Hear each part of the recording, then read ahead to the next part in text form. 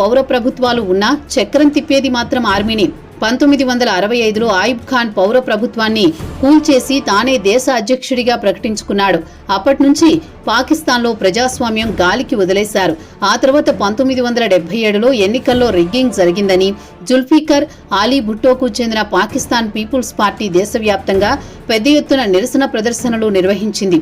దీంతో అప్పటి జనరల్ జియావుల్ హక్ మార్షల్లా ప్రకటించి అధికారాన్ని హస్తగతం చేసుకున్నాడు. భుట్టోను ఓ హత్య కేసులో జైలుకు పంపించాడు.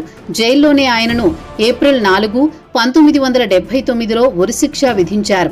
జియా పాలనలో ప్రజలు నరకం చూశారు. ఆయన విమాన ప్రమాదంలో మరణించాడు కాబట్టి బతికిపోయారు. లేదంటే ఆయన బతికున్నంత వరకు ఆయన్నే దేశాన్ని పాలించేవాడు. జియా ప్రయాణిస్తున్న విమానంలో మామిడి పండ్ల బుట్టలో బాంబులు పెట్టి పేల్చివేయడంతో ఆయన ఆగస్టు 17, 1988లో దుర్మరణం పాలయ్యాడు.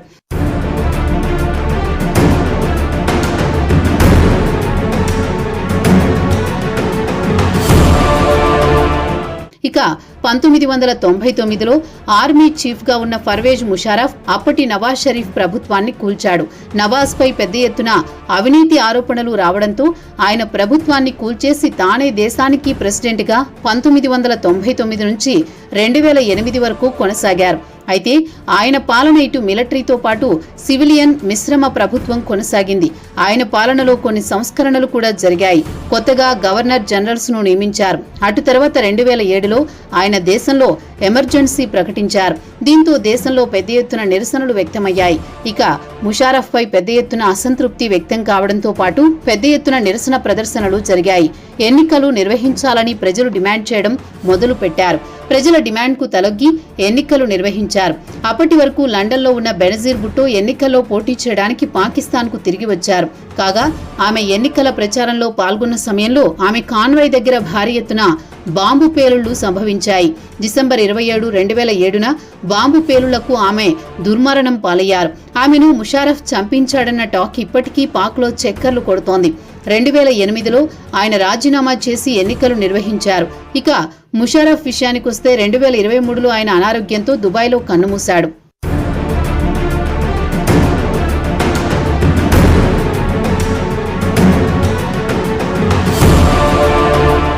ఇక క్రికెటర్ నుంచి రాజకీయ నాయకుడిగా అవతారమెత్తిన ఇమ్రాన్ ఖాన్ విషయానికి వస్తే ప్రస్తుతం అవినీతి కేసులో 14 సంవత్సరాల జైలు శిక్ష అనుభవిస్తున్నాడు. కాగా 2018లో జరిగిన నేషనల్ అసెంబ్లీలో ఎన్నికల్లో గెలిచి ఇమ్రాన్ ఖాన్ ప్రధాని అయ్యాడు. ఆ తర్వాత ఆయన అప్పటి ఆర్మీ చీఫ్ ఖమర్ బజ్వాను దూరం పెట్టారు. ప్రభుత్వంలో జోక్యం చేసుకోవడానికి వీల్లేదని పలుమార్లు గట్టిగానే హెచ్చరించాడు. దీంతో ఆర్మీ ఖాన్ కు గుణపాఠం చెప్పాలనుకుంది. ఏప్రిల్ 2022లో పాక్ ప్రతిపక్షాలను ఎగదోసి ఇమ్రాన్ పై అవిశ్వాస తీర్మానం ప్రవేశపెట్టింది. నేషనల్ అసెంబ్లీలో అవిశ్వాస తీర్మానం ఎదుర్కోవడానికి ముందే ఖాన్ రాజీనామా చేశారు. ఆ తర్వాత ఖమర్ బజ్వా రిటైర్ అయిపోయాడు. కొత్తగా వచ్చిన ఆర్మీ చీఫ్ ఆసిమ్ మునీర్ కు ఖాన్ కు అస్సలు పడదు. ప్రధానిగా ఇమ్రాన్ ఖాన్ ఉన్నప్పుడు మునీర్ ఐఎస్ఐ చీఫ్ గా పనిచేశాడు. అప్పటి నుంచే వీరిద్దరికీ పడదన్న టాక్. ఇక మునీర్ ఆర్మీ చీఫ్ అయిన తర్వాత ఖాన్ పై పాత కేసులు తిరగదోడి సుమారు 200 కేసులు పెట్టి జైలుకు పంపించాడు. ఇక ఖాన్ ను ఆగస్టు 2023న అరెస్టు చేయడంతో పీటీఐ కార్యకర్తలు ఇస్లామాబాద్లోని ఆర్మీ ప్రధాన కార్యాలయంపై పడి పెను విధ్వంసం సృష్టించారు.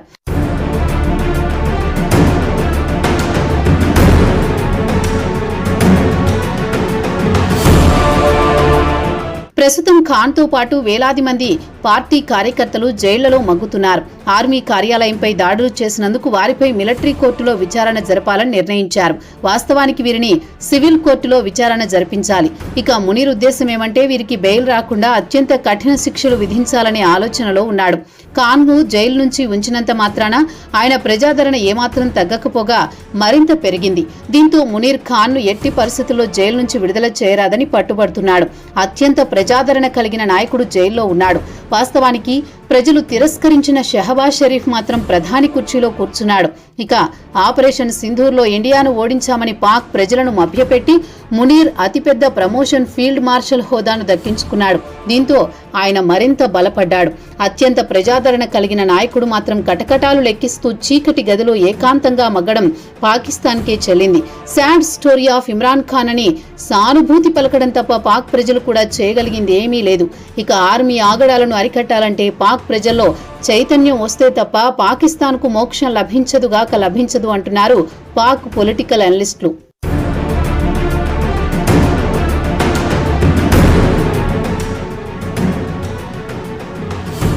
ప్రజాస్వామ్యంలో ప్రజలే పాలకులు. మిలిటరీ విషయానికి వస్తే దేశ సరిహద్దుల్లో ఉండి దేశానికి కాపలా కాయాలి. ఇది ప్రపంచవ్యాప్తంగా జరుగుతున్న తంతే. దేశ ప్రధానమంత్రి లేదా ఆ దేశ ప్రెసిడెంట్ ఆర్మీ చీఫ్కు ఆదేశాలిస్తే దాని ప్రకారమే నడుచుకోవాల్సి ఉంటుంది. అదే పాకిస్తాన్ విషయానికి వస్తే అక్కడంతా రివర్స్గా ఉంటుంది. పేరుకు ప్రజాస్వామ్యమైనా వెనకుండి చక్రం తిప్పేది మాత్రం ఆర్మీ అని యావత్ ప్రపంచానికి తెలుస్తుంది. ఇక దేశానికి సంబంధించి కీలక నిర్ణయాలు తీసుకునేది కూడా అక్కడ ఆర్మీయే. ఇండియా నుంచి విడిపోయాక పాకిస్తాన్ ప్రజాస్వామ్యం కంటే సైనిక పాలనలో ఎక్కువ కాలం మగ్గింది.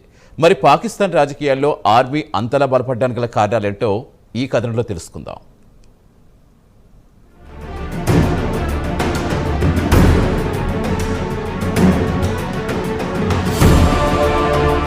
పాకిస్తాన్కు స్వాతంత్ర్యం వచ్చినప్పటి నుంచి పాక్ ఆర్మీ ప్రజాస్వామ్యబద్ధంగా ఎన్నికైన ప్రభుత్వాలను కూల్చి దేశంలో మార్షల్ లా విధించి ప్రజలను ఉక్కుపాదంతో అణిచివేసే పాలన కొనసాగించాయి. ఒకవేళ పౌర ప్రభుత్వం ఏర్పడినా వెనుక ఉండి చక్రం తిప్పేది మాత్రం పాక్ ఆర్మీ. ప్రస్తుతం పేరుకే షహబాజ్ షరీఫ్ ప్రధానమంత్రి. కీలక నిర్ణయాలు తీసుకునేది మాత్రం పాక్ ఆర్మీ చీఫ్ ఆసిం మునీర్. ఇక పాకిస్తాన్కు స్వాతంత్ర్యం వచ్చిన తర్వాత నుంచి చూస్తే 1958, అటు తర్వాత 1977, ఆ తర్వాత 1999లలో కూడా పాక్ నేరుగా మిలిటరీ పాలనలో మగ్గింది. ఆ సమయంలోనే పాక్ ఆర్మీ దేశంలో బలమైన పునాదులు వేసింది. ఒకవేళ విదేశాల ఒత్తిడికి తలొగ్గి ఎన్నికలు జరిపించినా వెనుకుండి చక్రం తిప్పేది మాత్రం అప్పుడు ఇప్పుడు ఎల్లప్పుడూ పాక్ ఆర్మీనే. ఇక పాక్ ఆర్మీ చీఫ్ ఎవరిని ప్రధానిని చేయాలనుకున్నా వారే ప్రధాని అవుతారు. ఎన్నికల్లో నిజంగానే గెలిచినా చివరి నిమిషంలో ఎన్నికల ఫలితాలను తారుమారు చేసి వాస్తవంగా గెలిచిన వారిని ఓడిపోయినట్లు చూపించడంలో సిద్ధహస్తులు పాక్ ఆర్మీ. గత ఏడాది జరిగిన ఎన్నికల్లో వాస్తవంగా గెలిచింది ఇమ్రాన్ ఖాన్ పార్టీ పీటీఐ.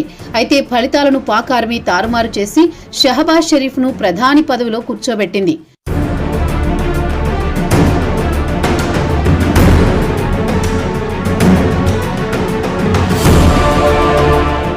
ఇక పాక్ మిలిటరీ అన్ని రంగాల్లో జోక్యం చేసుకుంటోంది. ఇటు వ్యాపారాలు, పరిశ్రమల, రక్షణ రంగానికి చెందిన కాంట్రాక్టులో వీరిదే హవా. పాక్ ఆర్మీ చీఫ్ చెప్పిన వారికే కాంట్రాక్టులు ఇవ్వాల్సిందే. ఏ నిర్ణయం తీసుకోవాలనుకున్నా ముందుగా ఆర్మీకి చెప్పి చేయాల్సిందే. చివరగా ప్రభుత్వానికి సంబంధించిన కీలక నిర్ణయాలు తీసుకునేది మాత్రం ఆర్మీనే. తెర వెనుక నుంచి షో నడిపించేది మాత్రం పక్కాగా ఆర్మీనే. పేరుకు పౌర ప్రభుత్వమే తప్ప వారికి ఎలాంటి అధికారాలు లేవు. ఇక సైనికులు చేస్తున్న అరాచకాలను బయటపెడితే మీడియాపై సెన్సార్షిప్ విధించి భయభ్రాంతులకు గురి చేస్తుంది. ఆర్మీ చెప్పిందే చట్టం. వారి ఇచ్చిన వార్తనే ప్రచురించాలి. సొంత అభిప్రాయాలు వ్యక్తం చేయడానికి వీల్లేదు. ఇటీవల ఇండియాలోని పహల్గాంలో పాక్ టెర్రరిస్టులు దాడులు చేసి 26 మందిని ఊచకోత కోసిన విషయం తెలిసిందే.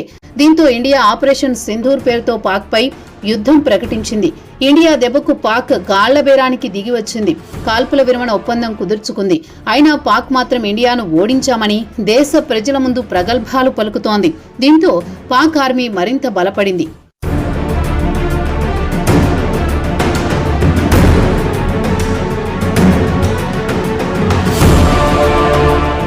ఇక పాకిస్తాన్లో ఆర్మీ బలపడ్డానికి గల కారణాల గురించి అమెరికాలో పాక్ మాజీ రాయబారి హుస్సేన్ హక్కానీ ఇటీవల ఒక ఇంటర్నేషనల్ మీడియాకు ఇచ్చిన ఇంటర్వ్యూలో పలు ఆసక్తికరమైన అంశాలను వెల్లడించారు.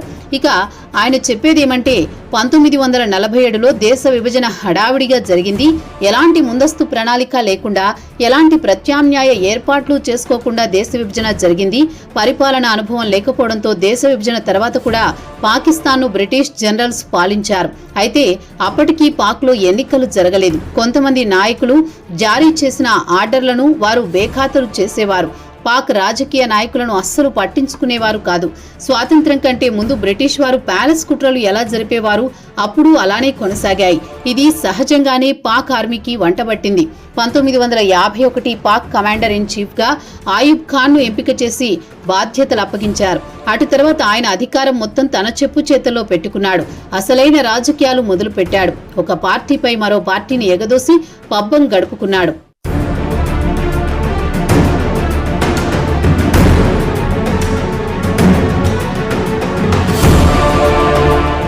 ఆ తర్వాత అధికారంలో